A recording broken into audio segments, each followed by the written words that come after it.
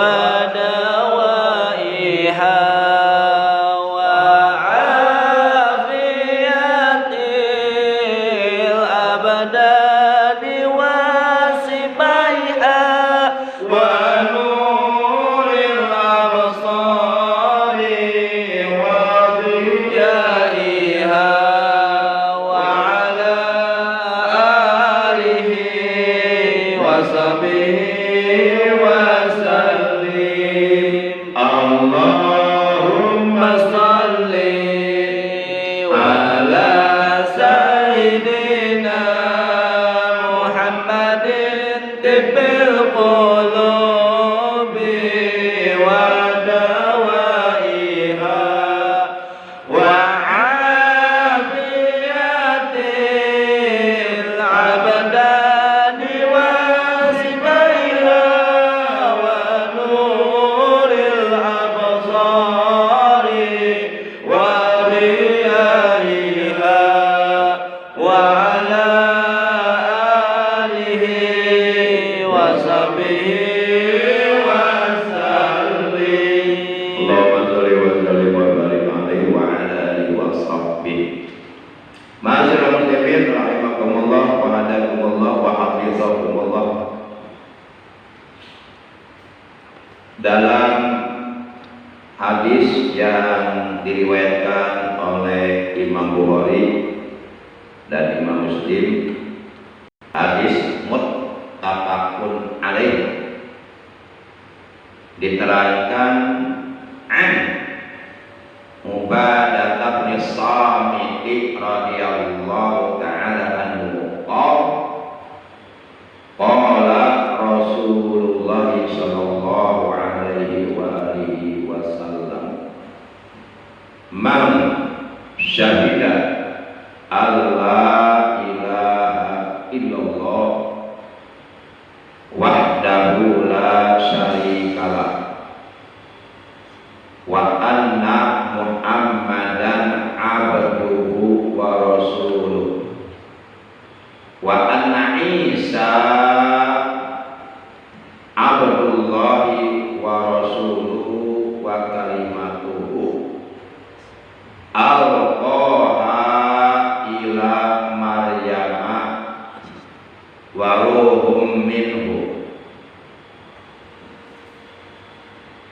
adkhalahul jannata ala ma kana minal amali muttafaqun alaih wa bi riwayatin li muslimin man syahida alla ilaha illallah wa anna Muhammadar Rasulullah haramallahu alaihin nar. Rawahu Muslim. Para jamaah yang dimuliakan oleh Allah Subhanahu wa taala, mari kita artikan hadis tersebut. Hadis sahih riwayat dua orang ulama besar ahli hadis yang namanya terkenal, masyhur, populer di seluruh dunia, terutama dunia Islam, yaitu Imam Bukhari dan Imam Muslim, ulama besar ahli hadis. An Ubadah bin Samit radhiyallahu ta'ala anhu. Hadis dari sahabat Nabi yang bernama Ubadah bin Samit radhiyallahu ta'ala anhu qala, ia telah berkata, qala Rasulullah sallallahu alaihi wasallam, telah bersabda Rasulullah sallallahu alaihi wasallam, man, kata beliau, barang siapa syahidah, yang bersaksi, maksudnya yang mengimani di dalam hatinya, atau maksudnya yang mempercayai di dalam hatinya, atau maksudnya yang mengiktikadkan di dalam hatinya, atau maksudnya yang membenarkan di dalam hatinya, mentasdikkan di dalam hatinya, Allah ilaha illallah, bahwasanya tidak ada Tuhan yang berhak disembah dengan hak, dengan benar, kecuali Allah, Wahdahu yang Maha Esa Allah, Maha Tunggal, la syarika, tiada sekutu lahu bagi Allah. Wa anna Muhammadan, dan dia mengitikadkan di dalam hatinya, membenarkan di dalam hatinya bahwasanya Nabi Muhammad sallallahu alaihi wasallam abduhu, itu hambanya Allah, wa rasuluhu, dan utusan Allah.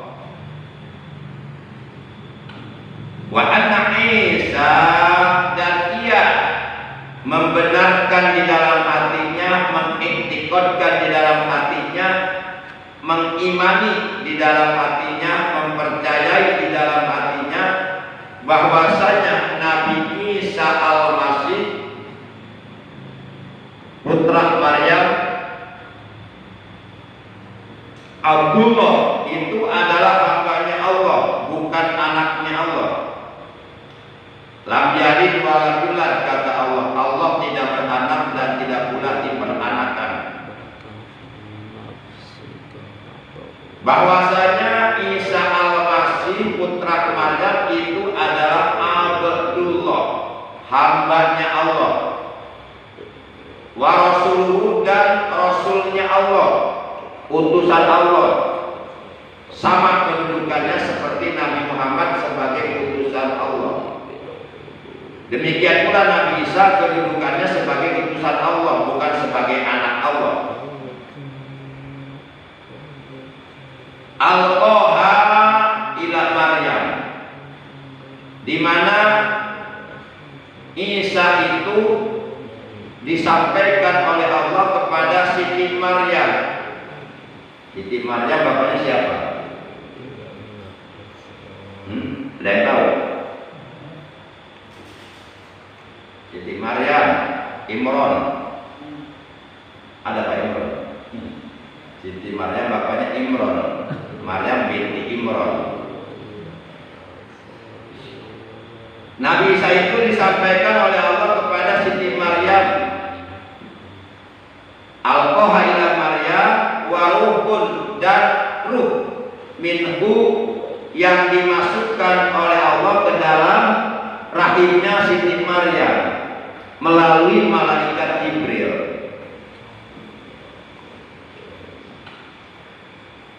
Nah, barang siapa manusia mengiktikadkan di dalam hatinya,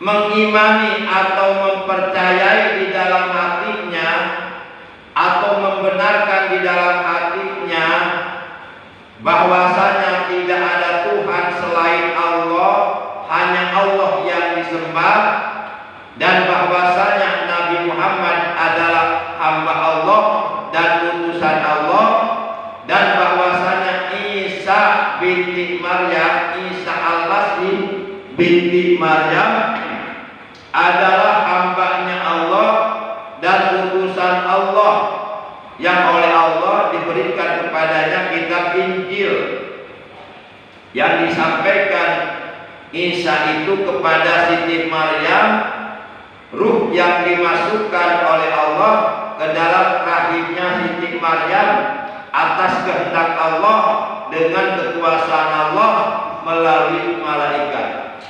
Nah, barang siapa yang mengiktikadkan akan hal ini di dalam hatinya, kata Nabi dalam hadis ini, ada khalaqullahu jannata ala makana minal amal.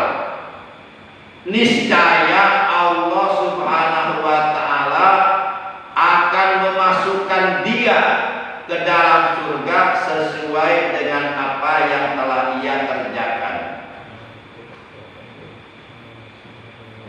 Muttafaqun alaih. Hadis ini hadis sahih, diriwayatkan oleh Imam Bukhari dan Imam Muslim. Terdapat di dalam kitab Sahih Bukhari, juga terdapat di dalam kitab Sahih Muslim. Wa fi riwayatin li Muslimin, dan dalam hadis yang diriwayatkan oleh Imam Muslim, hadisnya berbunyi, man syahida alla ilaha illallah wa anna muhammadar rasulullah haramallahu alaihin nar. Kalau matan hadis yang khusus diriwayatkan oleh Imam Muslim, hadisnya berbunyi, barang siapa yang bersaksi atau yang mengimani atau yang mengiktikadkan di dalam hatinya atau yang membenarkan di dalam hatinya bahwasanya tidak ada Tuhan yang berhak disembah kecuali Allah dan bahwasanya Nabi Muhammad adalah utusan Allah, haramallahu alaihin nar. Niscaya Allah benar-benar akan mengharamkan kepadanya masuk neraka. Jadi oleh Allah diharamkan masuk neraka dan diwajibkan masuk surga.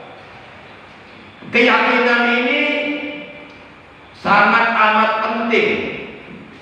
Keyakinan akan hal ini sangat amat penting, bahkan lebih penting, lebih bernilai, lebih berharga minat dunia wa ma fiha, daripada dunia beserta seluruh isinya.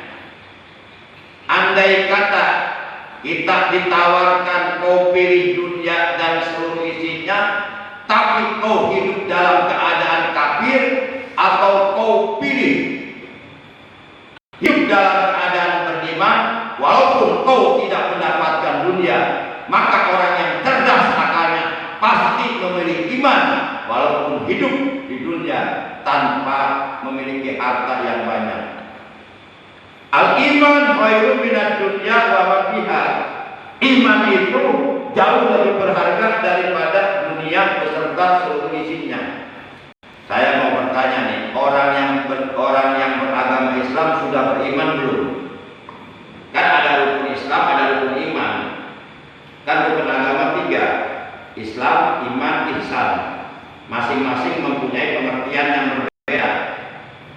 Islam ada rukunnya, yaitu 5 perkara. Iman juga ada rukunnya, yaitu 6 perkara. Pertanyaan saya, orang yang sudah beragama Islam sudah beriman belum?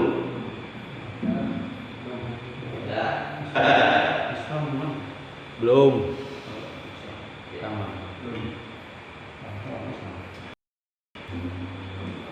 Orang yang beragama Islam, pertanyaannya, orang yang beragama Islam sudah beriman belum?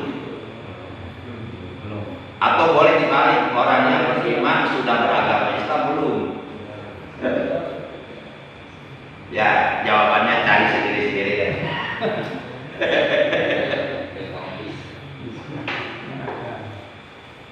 Kita ambil contoh. Kita ambil contoh bocoran. Kita tahu puasa Ramadan itu adanya di rukun iman apa di rukun Islam? Rukun Islam. Puasa Ramadan adanya di rukun Islam ya. Kalau kita cari di rukun iman gak ketemu itu. Tapi ketika Allah akan memerintahkan puasa kepada orang-orang Islam yang dipanggil oleh Allah, hei orang-orang yang beriman, apa hei orang-orang Islam? Kenapa enggak disebut orang Islam? Padahal puasa Ramadan ada di rukun Islam. Karena orang Islam belum tentu beriman. Nah, kalau ada orang yang Islam nggak puasa, itu boleh jadi imannya sudah rusak, sudah nggak beriman lagi, sudah keluar imannya saat itu. Sebab nggak mungkin orang beriman nggak puasa, nggak mungkin. Ya ayyuhalladzina amanu kutiba alaikumus, surat 2 Al-Baqarah ayat 183. Hei orang-orang yang beriman, bukan? Yang dipanggil orang-orang beriman. Allah tidak mengatakan hei orang-orang Islam, walaupun puasa ada dalam rukun Islam. Tapi yang Allah panggil orang-orang beriman. Hei orang-orang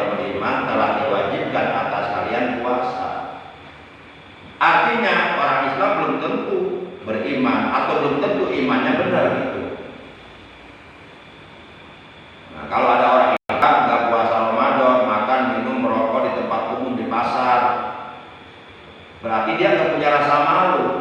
Padahal kata Nabi, al-haya minal iman, malu itu bagian daripada iman.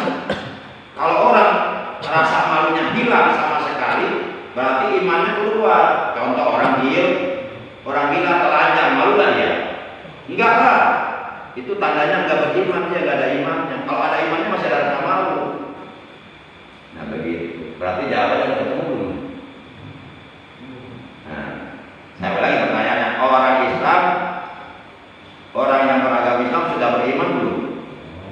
Belum. Terserah lah jawabannya masing-masing lah. Saya cuma ngasih bocoran doang. Ya bahan tafakur lah, bahan untuk kita bertafakur lah.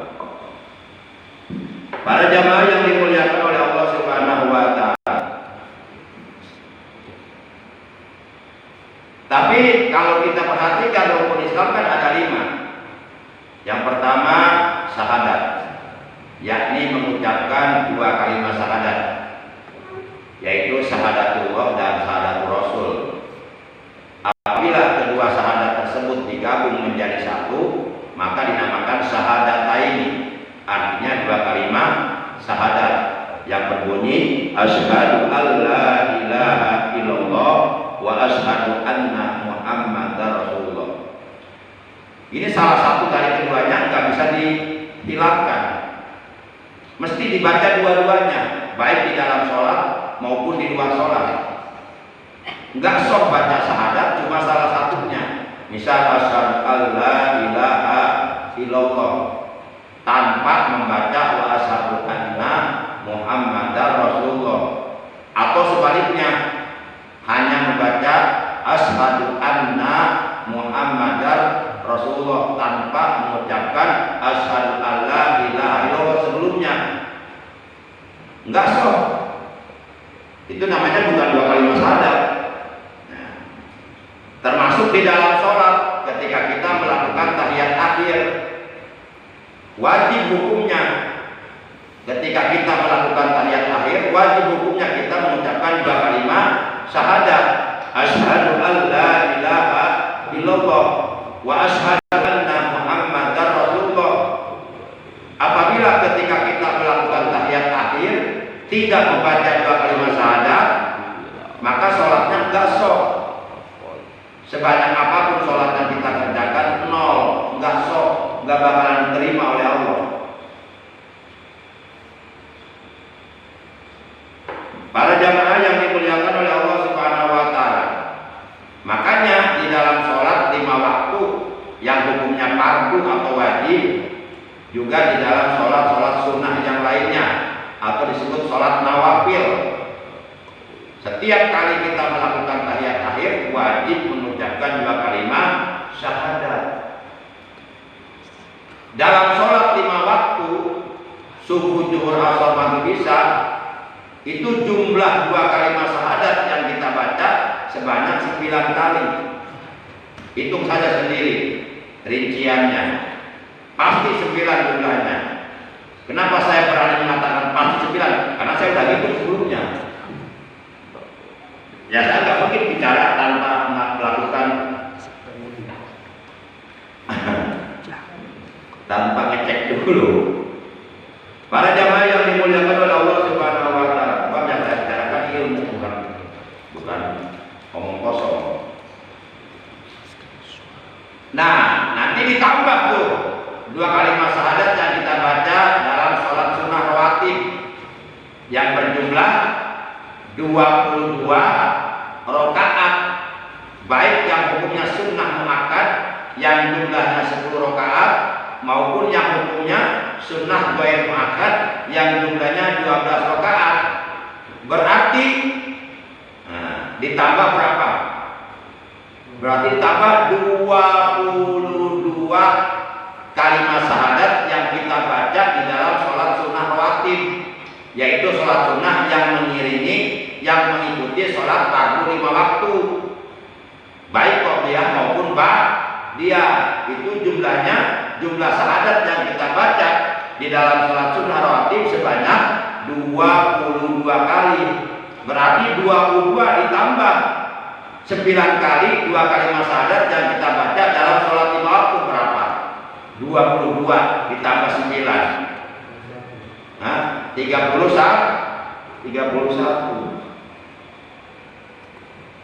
Para jamaah yang dimuliakan oleh Allah Subhanahu wa taala.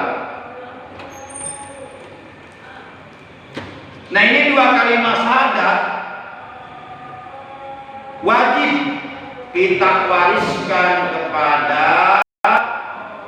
anak-anak kita, kepada cucu-cucu kita, kepada cicit-cicit kita, kepada generasi penerus. Wajib hukumnya mengajarkan, mewariskan 2 kalimat syahadat kepada keturunan kita. Jangan sampai anak kita tidak mengenal 2 kalimat syahadat. Cepat ya, jadi saya perhatikan baru 5 menit bisa ngomong. Masih pengen nih ngomong tapi tidak bisa saya. Nah, tidak enak juga. Baik. Jadi kesimpulannya, alangkah baiknya 2 kalimat syahadat ini selain kita baca di dalam sholat 5 waktu sebanyak 9 kali, dan selain kita baca di dalam sholat sunnah rawatib sebanyak 22 kali, alangkah bagusnya 2 kalimat syahadat ini kita jadikan wiridan sehari-hari.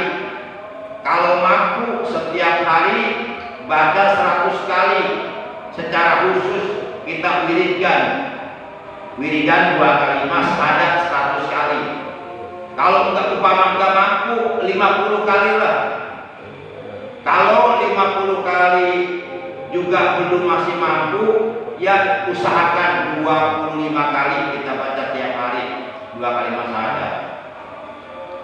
Kalau umpama 25 kali pun enggak sempat, sibuk, terari, belum bisa, ya usahakan 10 kali tiap hari. Enggak bisa juga, usahakan sekali aja tiap hari.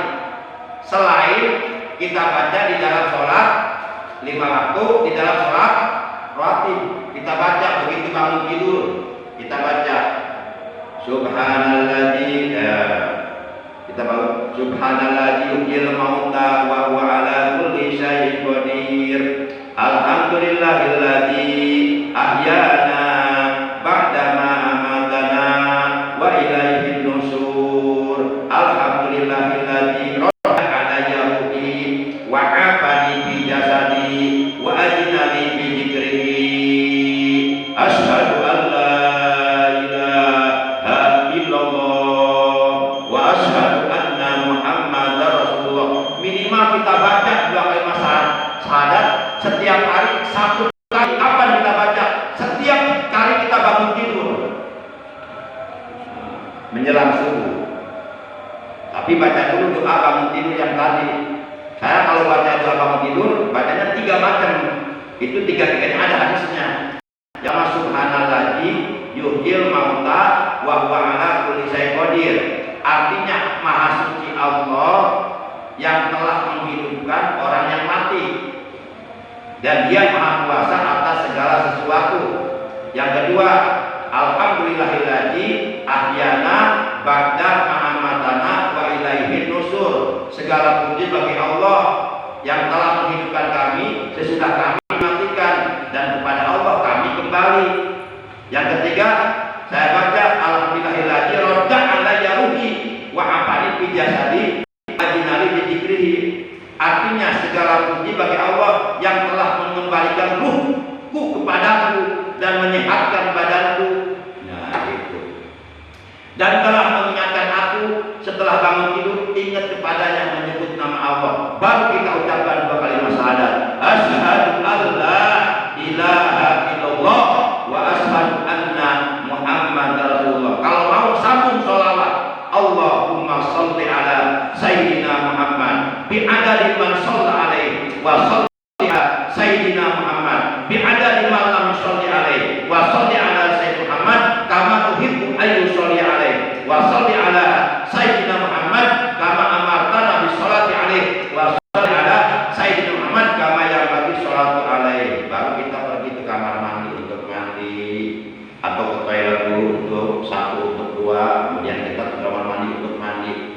kita wudhu. Nah, biasakan seperti itu.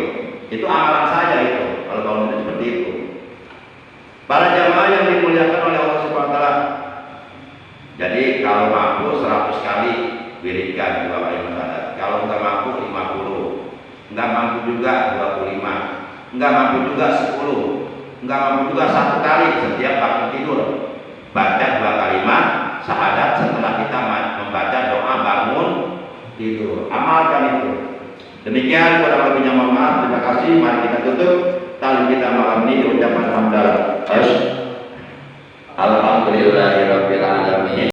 Subhanakallahumma wa bihamdika asyhadu an la ilaha illa anta wahdaka la syarika laka astaghfiruka wa atubu ilaik. Rabbana zidna ilman nafi'an wa hidayah. Allahumma sallimna wal muslimina amma min ar-riddati wa dhalal. Allahumma inna na'udzubika min jahlil bala wal syaqqa wa su'il qada wa syamatatil a'da. Allahumma ighfir lana wa li walidayna warhamhuma kama rabbayana shighara wa li jami'il muslimina wal muslimat.